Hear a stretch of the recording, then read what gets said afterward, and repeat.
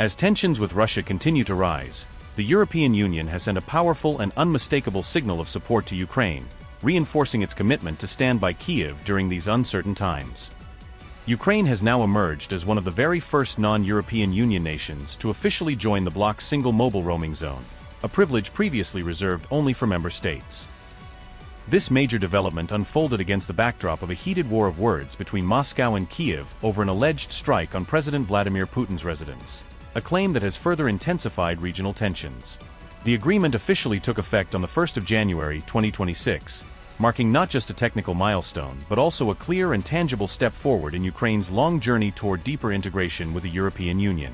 According to reports, EU officials described this landmark decision as an act of practical solidarity, aimed at supporting Ukrainians who have been displaced and uprooted by the ongoing war. Here's how the Roam Like at Home works. Now, Ukrainians can freely call, text, and use mobile data while traveling across all 27 EU countries, without paying any additional charges beyond their regular mobile plans. The EU's signature Roam Like at Home policy will now apply to Ukraine on a permanent basis, ensuring these benefits are not just temporary privileges but lasting rights for users. In a show of reciprocity, EU citizens who travel to Ukraine will also enjoy the same cost-free roaming benefits, allowing effortless communication both ways across borders. This marks the end of the temporary free roaming arrangement first introduced in 2022, which has now been officially replaced by a stable, long-term framework for connectivity. For millions of Ukrainian refugees scattered across Europe, this change means consistent, predictable, and affordable mobile access, keeping families and friends connected no matter where they are. Ukrainian mobile users are not expected to face higher domestic tariffs as a consequence of this new agreement, ensuring that everyday consumers continue to enjoy affordable communication services at home. The currently established roaming framework between European Union providers and Ukrainian mobile operators will remain in force until the 4th of March, 2027, giving both sides a stable and predictable window to adapt to the new system. Analysts suggest that this development significantly strengthens the bond between the European Union and Ukraine, even as global headlines continue to be dominated by geopolitical tensions connected to the Kremlin.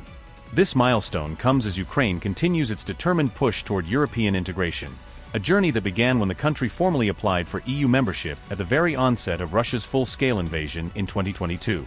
According to the Kyiv Independent, Ukraine has achieved remarkable progress in a short period of time, securing official EU candidate status within just a few months of submitting its historic application.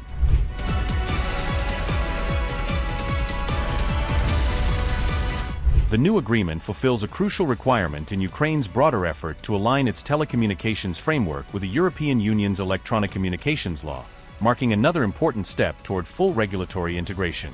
In preparation for this milestone, Ukraine's parliament approved the landmark roaming legislation in May 2025, and President Volodymyr Zelensky signed it into law the following month, officially bringing the measures into force.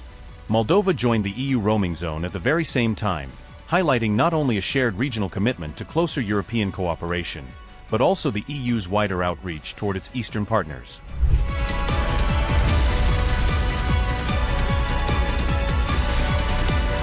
Meanwhile, an alleged attack on Russian President Vladimir Putin's residence has sparked new divisions within the Western alliance, exposing fault lines in how different leaders interpret the unfolding conflict.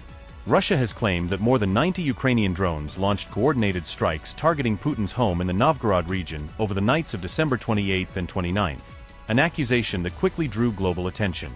U.S. President Donald Trump, following a reported phone conversation with Putin, sharply criticized Ukraine, accusing it of jeopardizing his proposed peace initiative and undermining efforts to end the war. However, intelligence officials from the U.S. Central Intelligence Agency, along with top European leaders such as France's Emmanuel Macron, publicly stated that there was no credible evidence indicating Putin himself was deliberately targeted in the attack.